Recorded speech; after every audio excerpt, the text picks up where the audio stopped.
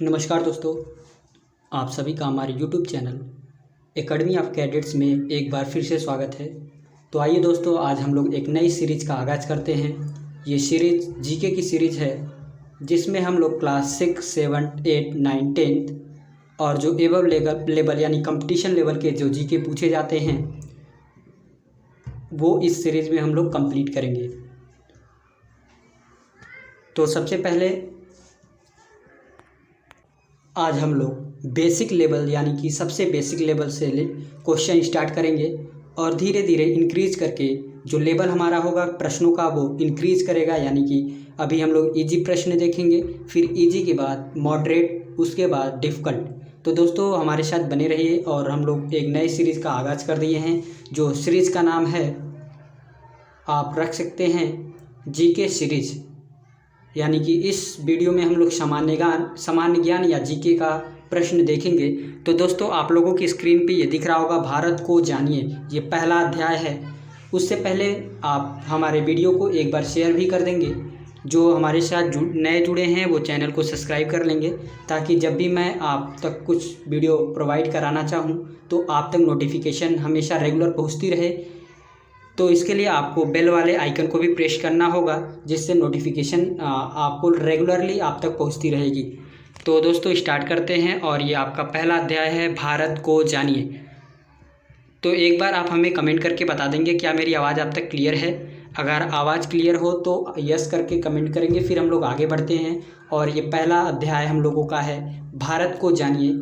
ये जीके का सीरीज़ है दोस्तों। इसमें हम लोग सामान्य ज्ञान या जीके सभी जो इम्पोर्टेंट प्रश्न हैं उसको देखा जाएगा। तो दोस्तों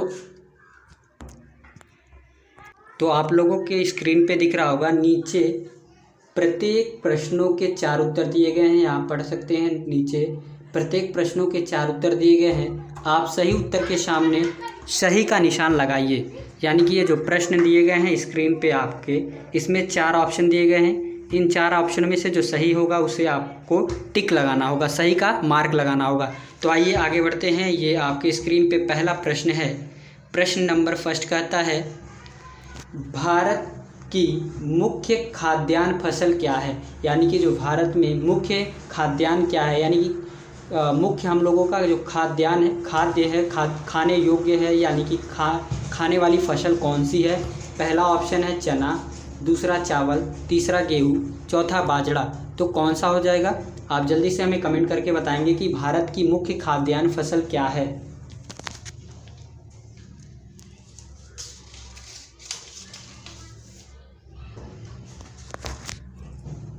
तो दोस्तों भारत की मुख्य खाद्यान्न जो फसल है वो हो जाएगी चावल। यानी कि इस बॉक्स में आप सही का निशान लगा देंगे। तो जो सही उत्तर हो जाएगा पहले वाले ऑप्शन का वो ग हो जाएगा। आगे बढ़ते हैं नेक्स्ट क्वेश्चन की ओर। क्वेश्चन नंबर 2,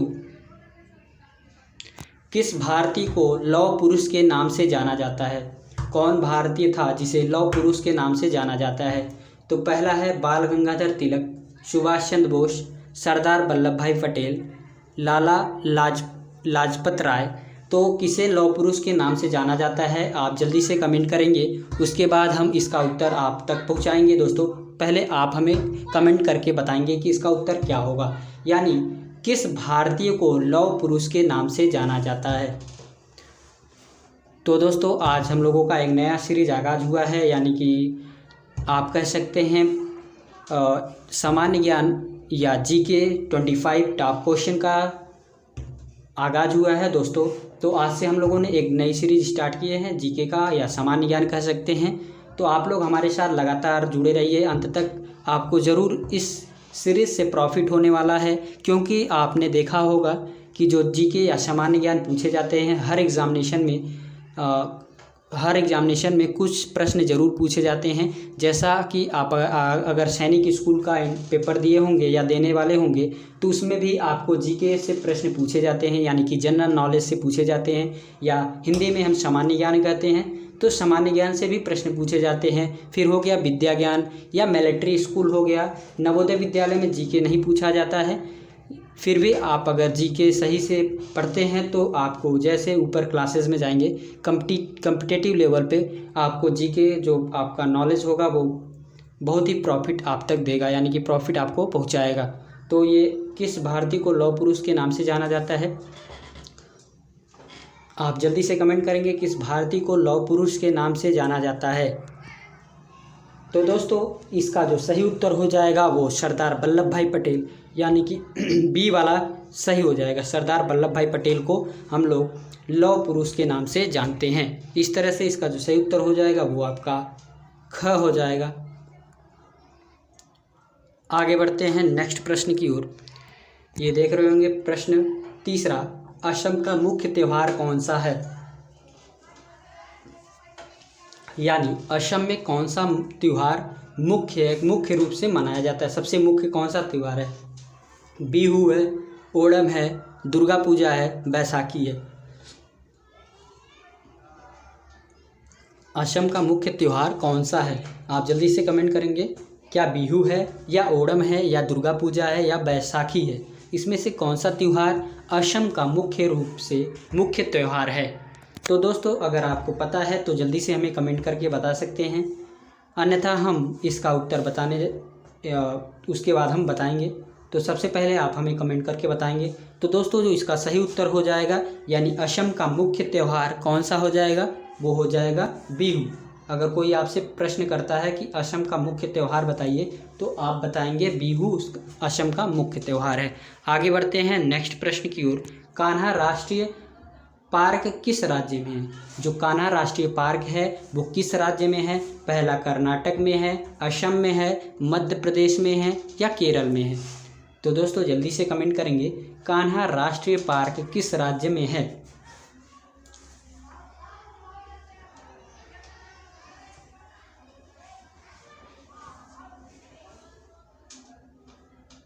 जो भी साथी हमारे साथ नए जुड़े हैं वो चैनल को सब्सक्राइब कर लेंगे, ताकि जब भी मैं आपको कोई इन्फॉर्मेटिव जो बातें हैं या क्या कह सकते हैं, एक तरह से इन्फॉर्मेशन है, आप तक पहुंचाता रहूंगा।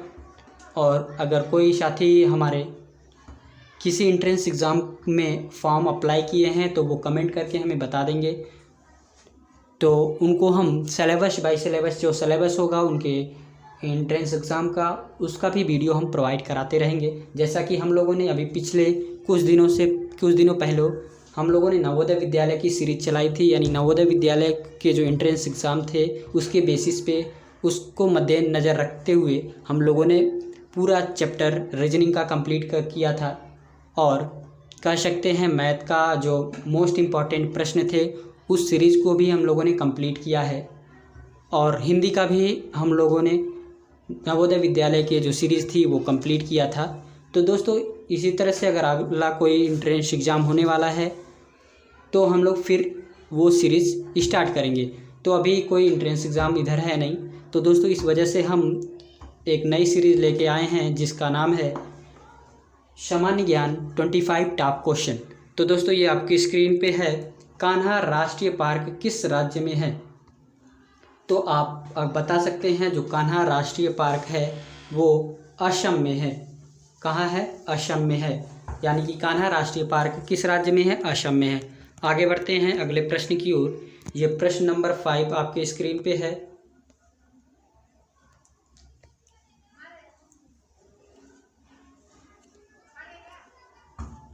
निम्नलिखित में से किस देश की सीमा भारत से नहीं लगती या मिलती? कौन सा ऐसा देश है? इसमें नीचे जो दिए गए हैं, नेपाल है, पाकिस्तान है, बांग्लादेश है, श्रीलंका है।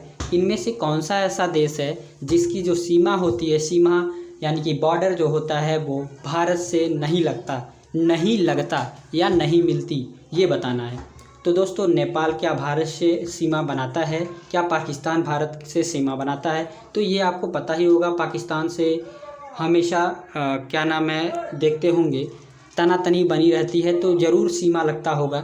फिर तीसरा है बांग्लादेश, श्रीलंका। तो इसमें से बताना है किससे जो भारत है वो सीमा नहीं बनाता है। तो आप जल्दी से कमेंट करेंगे।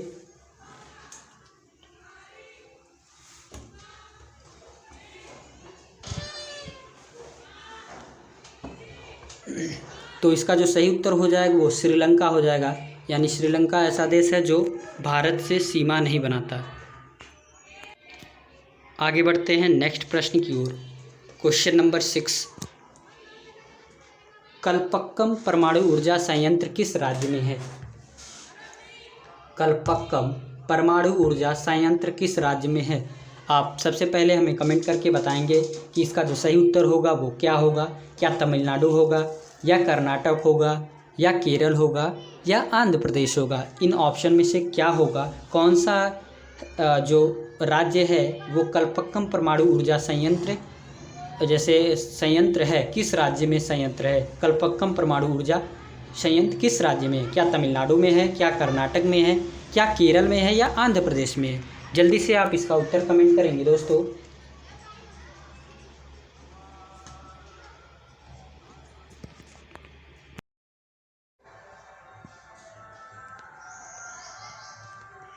दोस्तों इसका जो सही उत्तर हो जाएगा, यानी कि कल्पक्कम परमाणु ऊर्जा संयंत्र किस राज्य में है, इसका सही उत्तर हो जाएगा तमिलनाडु। क्वेश्चन नंबर 6 का जो सही उत्तर होगा वो तमिलनाडु, यानी कल्पक्कम परमाणु ऊर्जा जो है वो तमिलनाडु राज्य में है। आगे बढ़ते हैं नेक्स्ट प्रश्न की ओर। क्वेश्चन नंबर 7 आपकी स्क्रीन पे दिख रहा होगा। भारत में प्रथम रेल कब चलाई गई थी? यानी कि भारत में प्रथम रेल सबसे पहली बार कब चलाई गई थी? क्या 1852 ईस्वी में, 1854 में, या 1853 में, या 1947 में? तो भारत में प्रथम रेल कब चलाई गई थी ये हमें बताना है। आप जल्दी से कमेंट करके हमें बताएंगे कि भारत में जो प्रथम रेल चलाई गई थी वो किस सन में चलाई गई थी। क्या वो 1852 ईस्वी में, यानी 1852 में, या 1854 में, या 1853 में, या 1947 में? तो दोस्तों इसका सही उत्तर हो जाएगा 1853, यानी 1853 ईस्वी में भारत में प्रथम रेल चलाई गई थी। तो इस तरह से क्वेश्चन नंबर 7 का जो सही उत्तर होगा वो कह सकते हैं ख होगा, यानी 1853 ईस्वी में पहली बार भारत में रेल चलाई गई थी। आगे बढ़ते हैं नेक्स्ट प्रश्न की ओर। क्वेश्चन नंबर 8, भारत में सबसे अधिक जनसंख्या वाला नगर कौन सा है? भारत में सबसे अधिक जनसंख्या वाला नगर कौन सा है? क्या मुंबई है, या कलकत्ता है, या चेन्नई है, या दिल्ली है? आप जल्दी से इसका उत्तर कमेंट करेंगे। या क्या भारत में सबसे अधिक जनसंख्या वाला नगर कौन सा है? आप हमें कमेंट करके बता सकते हैं कि भारत में सबसे अधिक जनसंख्या वाला नगर कौन सा होगा। क्या वो मुंबई होगा, या कलकत्ता होगा, या चेन्नई होगा, या दिल्ली होगा?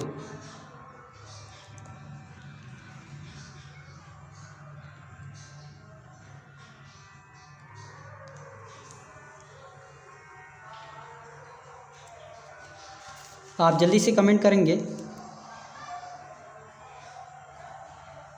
तो दोस्तों इसका जो सही उत्तर हो जाएगा वो मुंबई हो जाएगा, यानी कि मुंबई सबसे अधिक जनसंख्या वाला नगर है। इस तरह से क्वेश्चन नंबर 8 का जो सही उत्तर होगा वो मुंबई होगा, यानी कि पहला वाला ऑप्शन सही हो जाएगा। आगे बढ़ते हैं क्वेश्चन नंबर 9 की ओर। निम्नलिखित में से कौन सा संसार का एक आश्चर्य माना जाता है? कुतुब मीनार, लाल किला, या ताजमहल, या हवा महल? निम्नलिखित में से कौन है ऐसा संसार का कौन सा ये है, यानी कि कौन सा ऑप्शन संसार का आश्चर्य माना जाता है?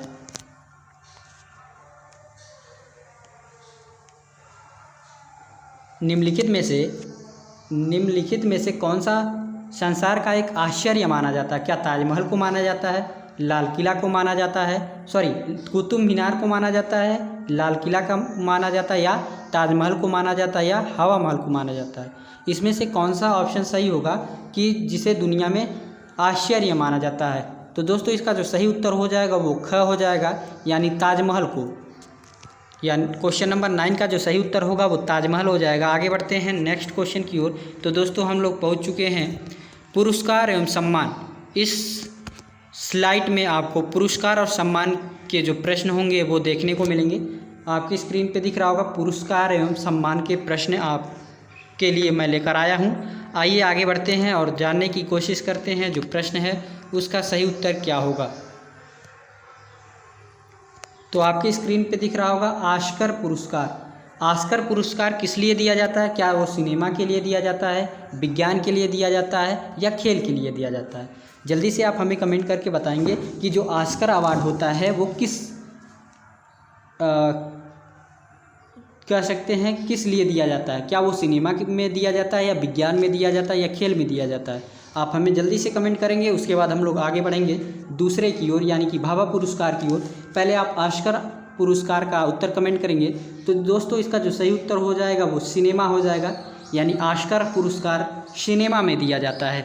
आगे बढ़ते हैं नेक्स्ट प्रश्न की ओर। नेक्स्ट प्रश्न है भाभा पुरस्कार किस में दिया जाता है? क्या वो कविता के लिए दिया जाता है, संगीत के लिए दिया जाता है या विज्ञान के लिए दिया जाता है? भाभा पुरस्कार किस लिए दिया जाता है, किस क्षेत्र में दिया जाता है, ये उल्लेख करना है। जैसा कि आप लोग देख रहे होंगे ऊपर, निम्नलिखित पुरस्कार एवं सम्मान किस क्षेत्र में उल्लेखनीय कार्य के लिए दिए जाते हैं? सही उत्तर के सामने सही का चिन्ह लगाइए। तो जो हम लोगों ने देख लिया, जो ऑस्कर पुरस्कार है वो सिनेमा के लिए दिया जाता है। भाभा पुरस्कार किसके लिए दिया जाता है? तो दोस्तों भाभा पुरस्कार विज्ञान के लिए दिया जाता है, यानी क्वेश्चन नंबर 2 का जो सही उत्तर होगा वो विज्ञान हो जाएगा। आगे बढ़ते हैं नेक्स्ट प्रश्न की ओर। भारतीय ज्ञानपीठ पुरस्कार किस लिए दिया जाता है? भारतीय ज्ञानपीठ पुरस्कार किस क्षेत्र में दिया जाता है? क्या वो साहित्य के क्षेत्र में, समाज सेवा के क्षेत्र में या कृषि के क्षेत्र में? आप हमें कमेंट करके जल्दी से बताएंगे कि भारतीय ज्ञानपीठ पुरस्कार किस क्षेत्र में दिया जाता है।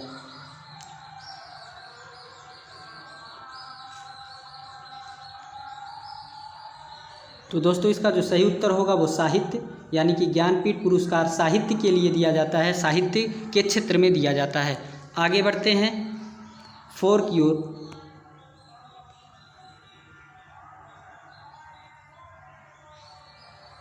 द्रोणाचार्य पुरस्कार किसके लिए दिया जाता है? शिक्षा के लिए दिया जाता है कि खेल के लिए दिया जाता है या संगीत के लिए दिया जाता है? आप हमें जल्दी से कमेंट करके बताएंगे कि द्रोणाचार्य पुरस्कार किस लिए दिया जाता है, किस क्षेत्र में दिया जाता है?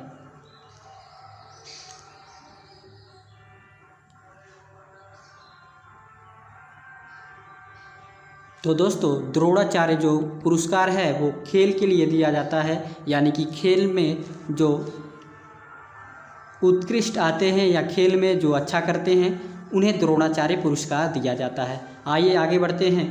भारतीय पुरस्कार किस क्षेत्र में दिया जाता है? भारतीय पुरस्कार किस क्षेत्र में दिया जाता है? क्या वो समाज सेवा के लिए दिया जाता है, क्या चिकित्सा के लिए दिया जाता है या साहित्य के लिए दिया जाता है? आप जल्दी से कमेंट करके बताएंगे कि भारतीय पुरस्कार किस क्षेत्र में दिया जाता है।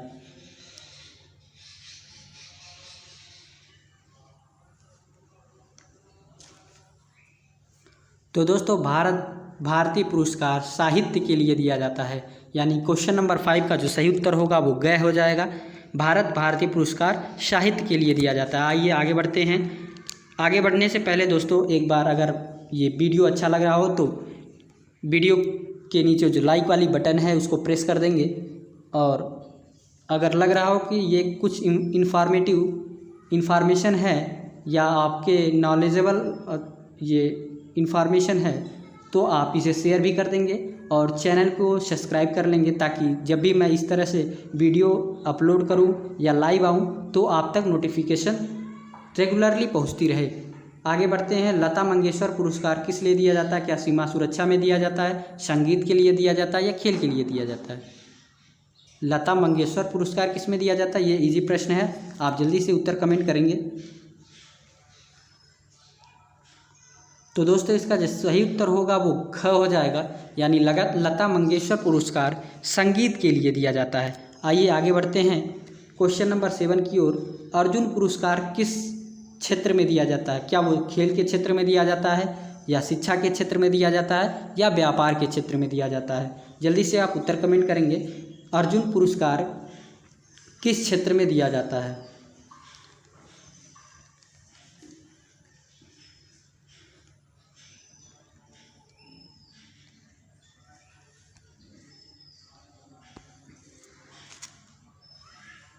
तो दोस्तों अर्जुन पुरस्कार खेल में दिया जाता है, यानी कि खेल के क्षेत्र में अर्जुन पुरस्कार से पुरस्कृत किया जाता है।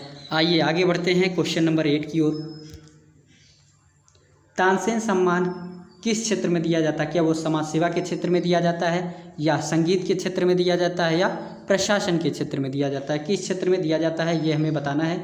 जल्दी से आप उत्तर कमेंट करेंगे कि तानसेन सम्मान किस क्षेत्र में दिया जाता है। क्या वो समाज सेवा के लिए दिया जाता है, या संगीत के लिए दिया जाता है, या प्रशासन के लिए दिया जाता है?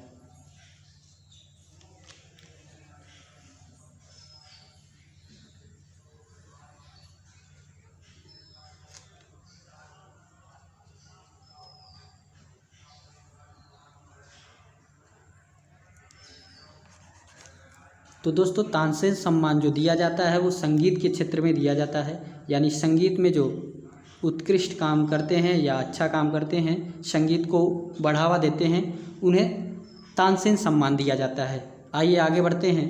धन्वंतरी पुरस्कार किस क्षेत्र में दिया जाता है? क्या वो साहित्य के क्षेत्र में दिया जाता है, या खेल के क्षेत्र में दिया जाता है, या चिकित्सा के क्षेत्र में? तो किस क्षेत्र में दिया जाता है आप कमेंट करके हमें बता पाएंगे। आप जल्दी से कमेंट करिए कि जो धन्वंतरी पुरस्कार है वो साहित्य के क्षेत्र में दिया जाता है, या खेल के क्षेत्र में दिया जाता है, या चिकित्सा के क्षेत्र में दिया जाता है।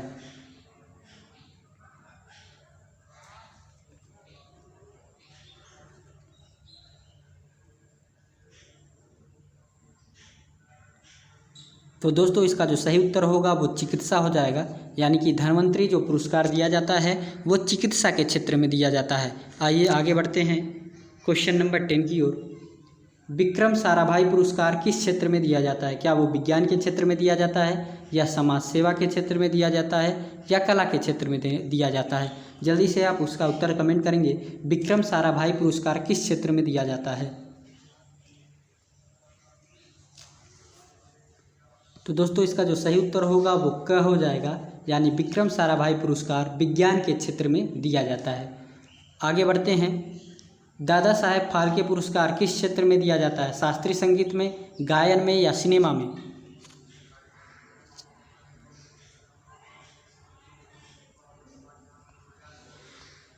तो दोस्तों इसका जो सही उत्तर हो जाएगा, यानी कि आज का लास्ट प्रश्न है, दादा साहेब फाल्के पुरस्कार संगीत के क्षेत्र में दिया जाता है। इस तरह से आपने कुछ प्रश्न सॉल्व किए हैं जो जीके का था। आगे अगली जो प्रश्न आएंगे वो अगले वीडियो में आएंगे। अगर अच्छा लगा हो तो शेयर भी कर देंगे और चैनल को सब्सक्राइब कर लेंगे। धन्यवाद।